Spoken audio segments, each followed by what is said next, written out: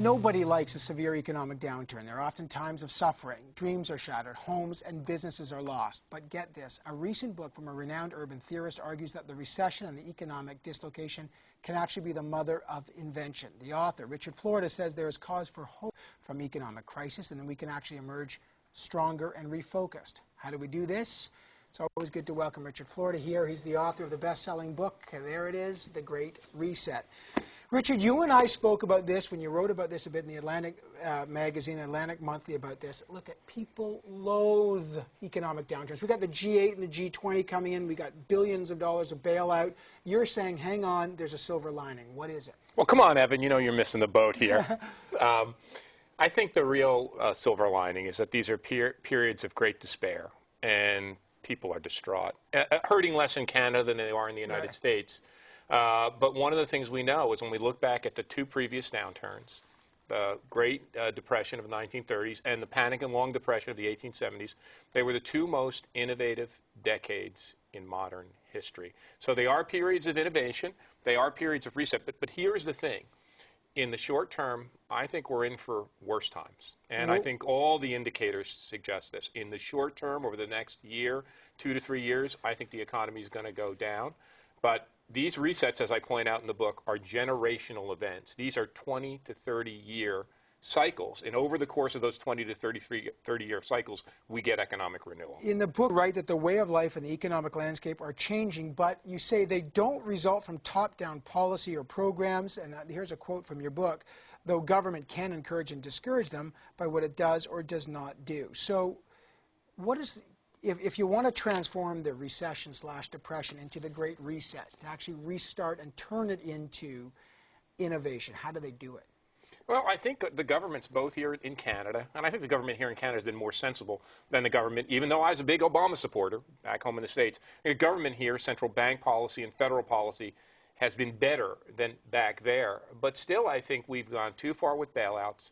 I think we've had an ill-advised stimulus in both countries. We've tried to kind of restore the old economy, keep our banks stable, restore the housing sector, make sure the auto companies function. I think we've got to invest in our future. So ill-advised bailout. You know, they're having the same thing, by the way, in a lot of countries here, and the G20 is all about that. Why is it an ill-advised bailout? Well, luckily in Canada, we didn't go as far as a number of other countries who are up to their eyeballs in debt, and the conditions in Greece and in Spain and in Portugal are in the Eurozone and in Great Britain. And, you know, back home in the States, the debt-to-GDP ratio doesn't look great to me either.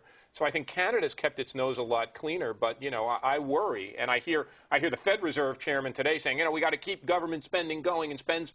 Right, but look at, they're bailing out GM, and GM says, hey, we're turning around that company, we're providing jobs. You're saying this is an ill-advised bailout, but people's lives are on the line. People's livelihoods are on the line, and those businesses, you know, the companies say we're going to pay back our debt and turn it around. Well, why is it ill-advised? You know, you and I have talked about this before. I'd much rather see those people and communities get the help rather than the companies.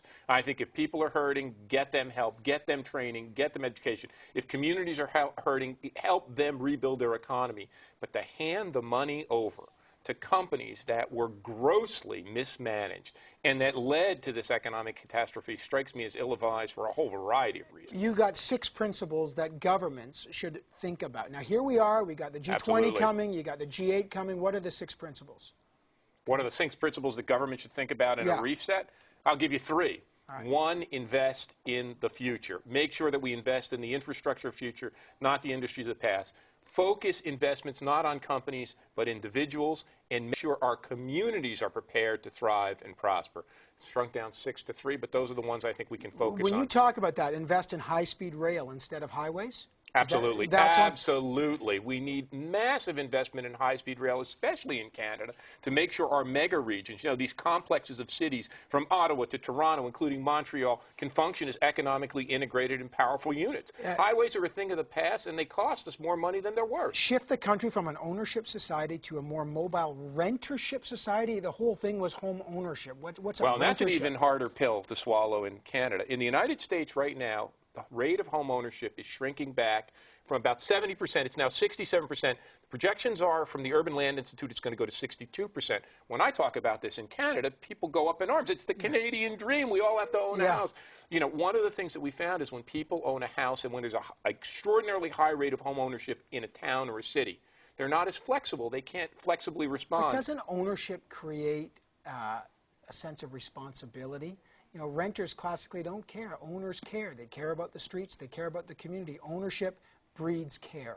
Well, ownership was critical to the old housing-driven economy. When you bought that suburban house, you had that job for life. You bought a car, 2 cars, 3 cars. You filled it up with a refrigerator, a washer and dryer. It powered those assembly lines that employed our people and made high wages. Now our economy needs to be more flexible. But let me be clear. In Canada, we have about a 70% rate of home ownership. The most nimble and flexible regions have about a 55 to 60%. It's not abandoning home ownership. It's tilting the balance a little bit more towards renting to create the flexibility we need so our people can move to new work and move to economic opportunity where it is not be trapped in a house they can't sell. I got 30 seconds, but you talk about move to new work and these high-paying jobs. When the G8 and the G20 come, do you think they've got an agenda to move from the recession to the reset? No.